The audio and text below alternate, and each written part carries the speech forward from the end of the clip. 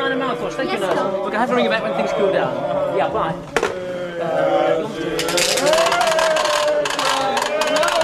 Come to casualty, and this is where I'm going to leave you to observe Dr. Collier and the other doctors in action. That's all I needed. Dr. Upton's mystery tours. Paul, are you busy? No, just a few friends who've popped in for dinner. Well, I'll bring my students back when things quieten down. No, let them stay. Sure. It'll be a good experience for them. Right. To watch you in action. What? I'm sure Dr. Upton's been far too modest, and you can have little idea of his vast wealth of experience, why, when he was a student in casualty, his handling of the patients had to be seen to be believed. Yes, tell me on. And what better example could they have than a brand new junior registrar? Well, So, I'll be back in a minute, right there, next. emergency case? No, cup of tea.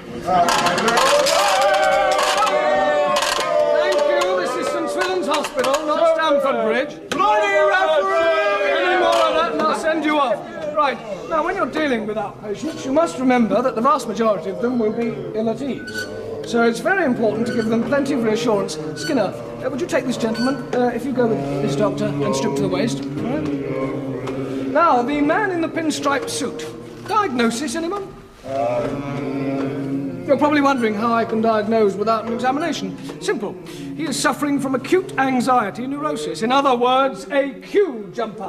What's the matter? Can't we sit still? No, I can't. I've got a boil in a very painful place. Look, I'm a very busy man, and Professor Loftus said I should be seen at once. Mm-hmm. Yes, you need to be on the lookout for just this sort of thing. Geoffrey Loftus is a personal friend of mine. Oh, yes, that's method number 4. They take a quick butcher's at the notice board outside and then claim they've known the dean since he was trained to use a potty. You'll have to do better than that. Would you go to the back of the queue, please? How dare you? I need immediate attention. Look, here you'll find a letter from Professor Loftus. Yes, and one from the Prime Minister, and one from the Queen. Well, don't just stand there, Bateman. Take this gentleman to cubicle 2 and take down his trousers. Thank you, Doctor. How's it going, Mike? I've just got an irate friend of Loftus in there with his pants off. And I've got a man stripped to the waist in cubicle 2. You two have been busy. Well, look... Excuse me, Doctor. I've cut my hand and it's throbbing a bit. Yes? All right, Mr. Hoyle. If you go to cubicle 5, I'll be with you in a moment. Sidwell, would you change Mr. Hoyle's dressing for him? And don't make a mess of it. Hello, Mike. You've been demoted? No, Paul conned me into helping out, and I'm beginning to wish he hadn't. Ah, well, it never pays to help out a friend. In fact, I do quite well out of friends paying me not to help out. They find it less trouble. What happened, anyway? Ask him. I'll deal with cubicle 3 myself. Will you assist Mike Dr. offered to help out. Yes. Thank you. Sorry to keep you waiting, sir. That's the trouble with the medical profession. You think because you have a monopoly you can treat patients as you wish. Yes, I'm sorry about that misunderstanding. The student will change the dressing. It should be ready for lancing in about 10 days. Just try to avoid any unnecessary strain. Yes. Such as hanging about a hospital in a horrible draft. Yes, sorry. Thank you, Sidwell. I'll take over now. How did you cut your hand, Mr. Hall? On a packing case, Doctor. Not going to be a long job, is it? Only I'm going abroad in a couple of weeks. Well, I don't expect we'll have to cut it off. Joe? Oh. Well, as you can see, the hand is badly inflamed. Mr. Hoyle's probably got some dirt in there, so there's a considerable risk of infection. That risk will be eliminated by a penicillin injection. Go and get some penicillin from the nurse and a fresh dressing. Not allergic to penicillin, are you, Mr. Hoyle? Poor old Mike. You really lumbered him. Oh, you'll be all right. Sidwell, where's that dressing? Oh, thank you, nurse. Fancy a drink, Mike? You look like you need one. Yeah, just a minute. Oh, look, you can all go now. Come back tomorrow morning. And if you find Sidwell wandering around the corridors, take him with you. I'll just finish off this cut hand in cubicle 5 and I'll join you in the bar. And I want a double. Oh, you shall have it. It's Dick's round. What? What's the matter with him, Doctor? Cortisone, quickly.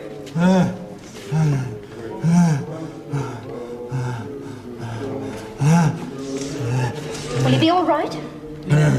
Suffering from anaphylactic shock. Severe reaction to the penicillin. Funny thing is, he said he wasn't allergic. Half of them don't know what they're allergic to. Anyway, you saved his life, and I hope he's grateful.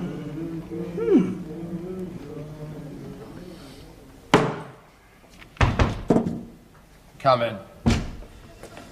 You, wanted to see me, sir? Ah, yes, Upton. I want to talk to you about that business in Casualty the other evening. The penicillin allergy? Precisely. Oh, well, that was nothing, sir. Really? Well, it was all in a day's work. I wouldn't call nearly killing one of our patients a regular part of our routine. No, sir, I saved his life. I believe you, Upton. The point is, will the court? Court? Bertrand Hoyle has brought an action against St. Swithin's. He's claiming damages. Damages? He alleges that his life was endangered by your gross negligence. Negligence? Upton, you have to repeat everything I say. It's like carrying on a conversation in the Grand Canyon. I don't understand. Hoyle insists that before you treated him, he specifically told you that he was allergic to penicillin. That's a lie. The hearing's in 2 days' time. 2 days? But I thought these Yes, things... well, never mind what you thought. Hoyle's emigrating to Australia, so he's been granted permission for an early hearing. This is... terrible. Considering that only a fortnight ago I saw fit to recommend your appointment as junior registrar, I think the adjective you're groping for is disastrous. Now, normally I'd be inclined to rely upon you as one of the less idiotic specimens of your generation. But judging by the way you insulted a personal friend of mine that evening... Mr. Holcroft? Mr. Holcroft, I'm prepared to believe the worst. Well, look... Now, our solicitors have engaged a very able QC in the person of Mortimer Turnbull. You must see him at once. Now, this is the address of our solicitors. If you go down to their office, they'll take you along to his chambers. Chambers? Oh, you've done it again. Get out!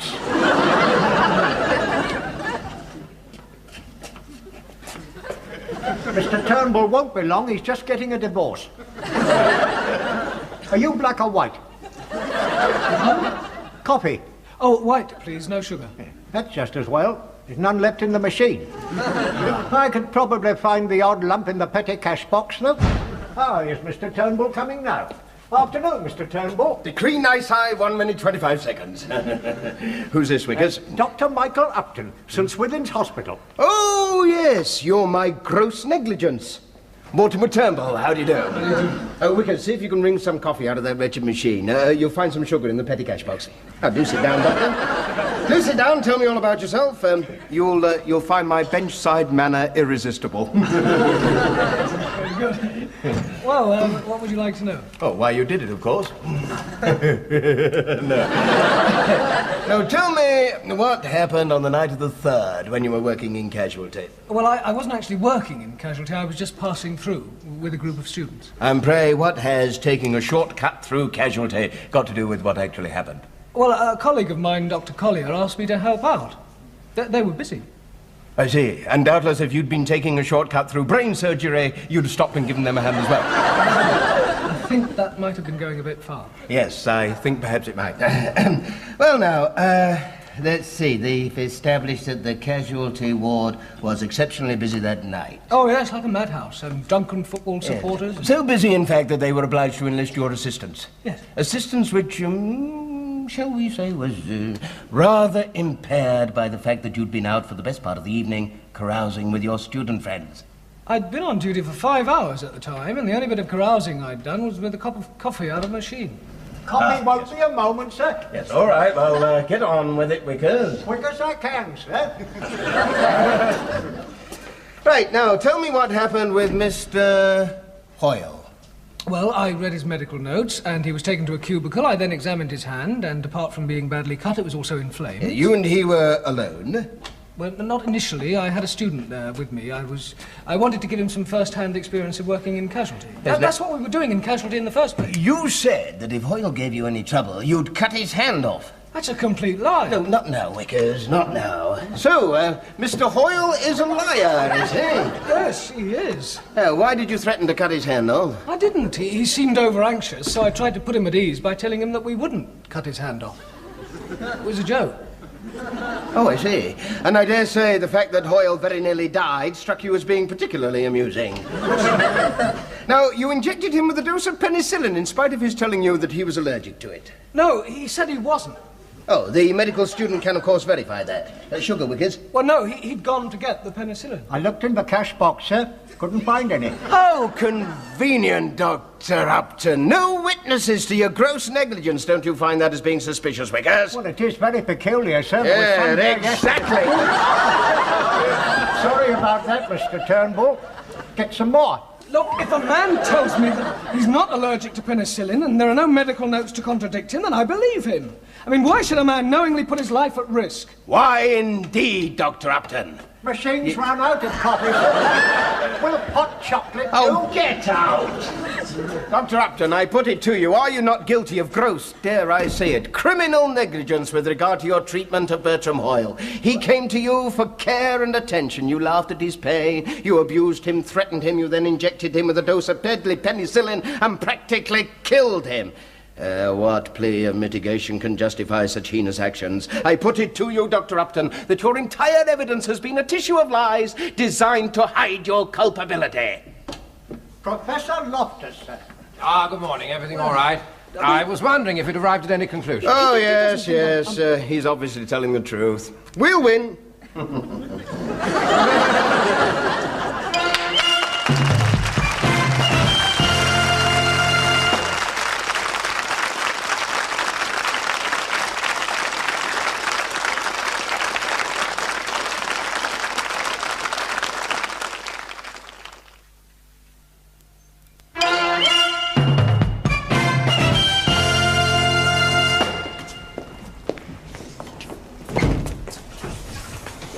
Have they started on my case yet? Not unless you're the Watford Nudist Club. You should see the exhibits. I wonder where the hell Mortimer Turnbull is. Well, the usher says he's in the robing room in there. Huh? Well, I would go and see him. No, don't worry, Mike. Everything's going to be all right. You sure? Yes.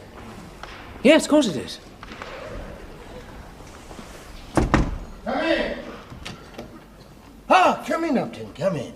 Look, Johnson versus Pilbright, ruling of Mr. Justice Buller. A duck is entitled to the same consideration as a dog. Does that help us? No, but it's a fascinating case.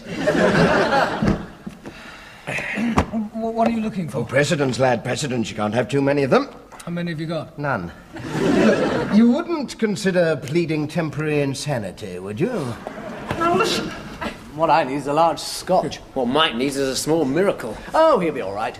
It's this place. I feel guilty just standing here. I feel frustrated. What are you on about? Got a date. Do you realise that Mike stands to lose his entire career? Well, I stand to lose an entire bit of crumpet. What, you want to give up a bit of crumpet? Oh, belt up, will you? Relax. You'll get your money. Oh, dear, look. Would I turn you over 500 quid? God, it's peanuts compared to what we're going to pick up here today. Of course I'm going to win. Blimey, I know my way around a courtroom, mate, don't I? Oh, everything all right, Mike? Oh, yes, everything's fine. Wonder what I get for murdering Turnbull. A medal from the legal profession.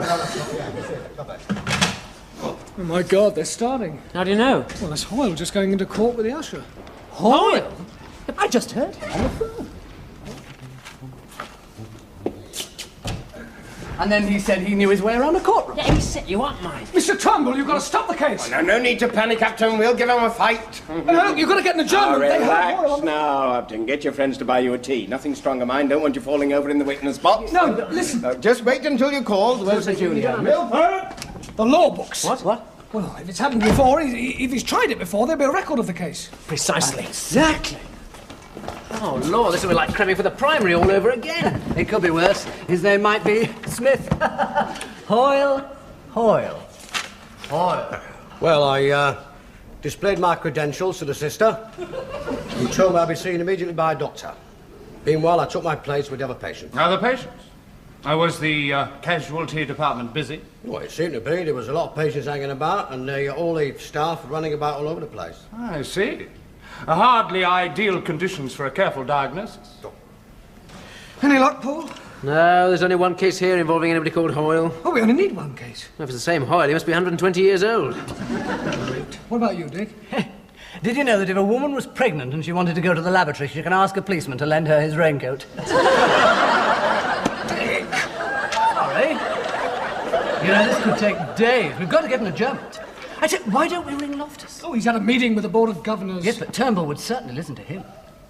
Right. Lend her his raincoat? Having established that the choir were in fact football supporters also requiring treatment and not members of St. Swithin's staff, perhaps we can move to something more germane to the case, Mr. Hoyle. Now, a moment ago you described Dr. Upton's manner as being peculiar. Could we clarify exactly what you mean by that? Look, sir, we've got to get an adjournment. We need time to prove that Hoyle's on the fiddle. Upton, we're dealing with a criminal, not a third violinist from the Royal Philharmonic. You must come to court and speak to Turnbull, sir. But we've tried, but he won't listen. Tell me, Upton, does the hospital file on Hoyle contain the name of his GP? Oh, yes, of course it does, but why? You must delay the proceedings as long as possible. I don't care how you do it, as long as you don't break the law. I need time.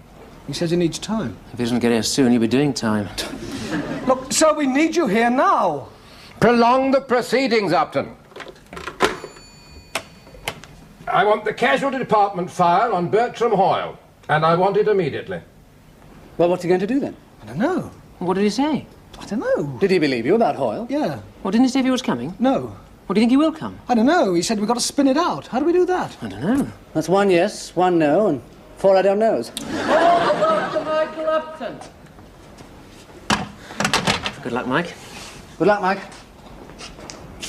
I swear by Almighty God that the evidence which I shall give to this court shall be the truth, the whole truth, and nothing but the... Oh, my God.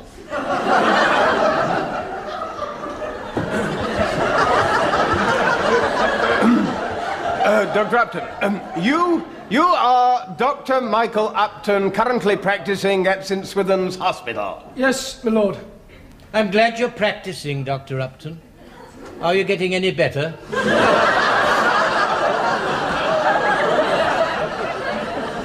I must advise both parties that this young man is known to me, having on one occasion treated me.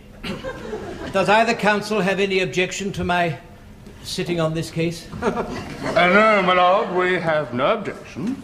Mr. Turnbull? Oh, no, my lord, we've no objection. So your name is Dr. Upton? My lord, I would like an adjournment. Why? Vital evidence is on its way to court. Where is the evidence coming from? I don't know. What is this evidence? I'm not sure, but it is vital. Mr. Turnbull, perhaps you'd better have a word with your client. He seems a trifle confused. Yes, my lord. Upton, pull yourself together. I've got to get an adjournment. What are you talking about? Well's a con man. The whole thing's a put-up job. What? Listen, What's happening? I don't know. Well, can you see anything? No. Can you hear anything? No. You make a marvellous sports commentator. Call Dr. Paul Collier. Oh, God. Oh, good. Come on, let's go. Stay here. You've got to wait for Loftus. Oh, all right. Any sign of Loftus? No. What the hell did you get me in here for? Dr. Collier? Yes. Well, come along, Dr. Collier. Quickly, this is a busy call. I swear by Almighty God that the evidence which I overheard a man talking on the phone. I later learned that this man was Bertram Hoyle. It was obvious from what he was saying that he owed somebody £500. He said he'd be able to pay them after today because he was sure of winning his case because he knew his way around a courtroom. My lord, I must protest at this wicked slur against my client's good name. This is quite obviously some conspiracy cooked up by the defendant's friends to discredit Mr. Hoyle. I suggest you allow me to be the judge of that. Did you overhear anything else? There was further conversation, my lord, but my colleague and I, not realising it was Mr. Hoyle, moved away. No further questions? Dr. Collier. Yes? How long have you known Dr. Upton? About 5 years. He is a close friend of yours? Oh, yes. One that you would do anything for? Yes. Including going into the witness box and committing perjury to save his reputation? No further questions. Perhaps you'd like to answer my learned friend's last question. Would you commit perjury for your friend? I'm a doctor, not a professional liar. Thank you. Great. It's only my word against his. See if Loftus is here. Dr. Upton. Dr. Upton, please. Try and spin it out. Come along, please, Dr. Upton. You are still under oath, Dr. Upton. Yes, my lord. Ah! Is something the matter? A crick in my neck, my lord. Fish, it's locked solid. Is there a doctor in the court? I'm a doctor, Lord. You're doing fine, Mike. Keep it up. Any sign of Loftus? No. Want me to create a diversion, do a strip or something? Watch out, Holcroft's getting the needle. Thank you, that's much better. You're doing fine, Mike. Just a slight seizure of the spinal column, my lord. Dr. Upton, I'd like to come directly to your examination of Mr. Hoyle. Pardon? I say, I would like to come directly to your examination of Mr. Hoyle. I'm sorry. Your examination of Mr. Hoyle. My lord, how much longer must we endure this blatant time wasting? Well, if you were to sit down, we could get on with it. Now, gentlemen, I intend to get to the bottom of this case if it takes me all day and all night. The next interruption will be dealt with severely, and I mean severely. Mr. Turnbull, this is the vital evidence. Have those men putting themselves have Welsh militants running amok in my court. Oh, Professor Loftus, I'd no idea you felt so strongly about Home Rule for Wales. I didn't know. My lord, I would now like to examine Bertram Hoyle. Oh, you would you? Well, there are several difficulties in the way of that.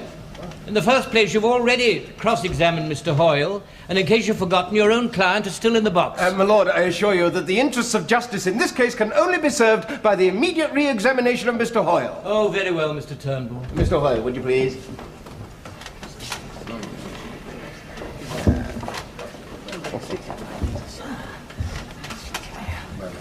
I may remind you, Mr. Hoyle, you are still under oath. Now, Mr. Hoyle, I understand that at one time your name was Bernard Plimpton. Plimpton? Might have been. Now, there's no might about it, Mr. Hoyle. You changed your name by deed poll. Now, why was that? Well, business reasons.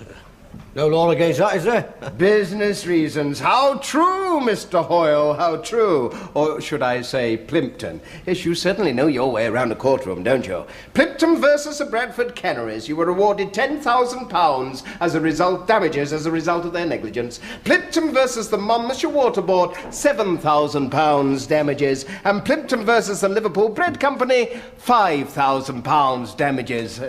You know, you would appear to be either professionally accident-prone or the next best thing to a walking disaster area. I've had a lot of bad luck. Yes, you certainly have, and you've had some bad luck at St. Swithin's, haven't you? All you expected from the penicillin was a mild reaction. Nothing serious, just enough to ensure a substantial sum of damages. Mr. Millington, in view of the evidence you've just heard, I think you should give your client some advice. My lord. And as quickly as you can, please. My lord, my client wishes to withdraw his action. Oh, well, I'm not surprised. After the evidence I've just heard, I've no hesitation in making an order for costs against your client. You will hand in your passport immediately this court rises. You will not be going to Australia, Mr. Hoyle, but you may be going somewhere a great deal hotter. Dr. Upton, you are free to go. The court is adjourned.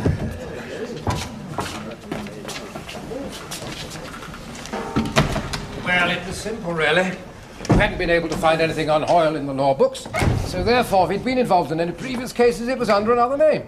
His GP confirmed that some time ago, Hoyle, or rather Plimpton, changed his name. The rest was easy. Well, thank you very much. Yes, you were lucky this time, Dr. Upton, but then you had a good counsel. Well done, Mike.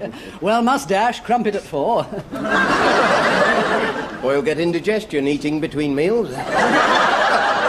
I moustache. Oh, Doctor, as you appear to suffer so badly from cramp and deafness, why don't you get you some sort of medical attention? I can give you the address of a very good doctor. Would you like a lift back to the hospital, Dr. Upton? Yes, thank you, sir. Oh, Mike, you wouldn't like to give me a hand in casualty this evening, would you? Yeah, sure.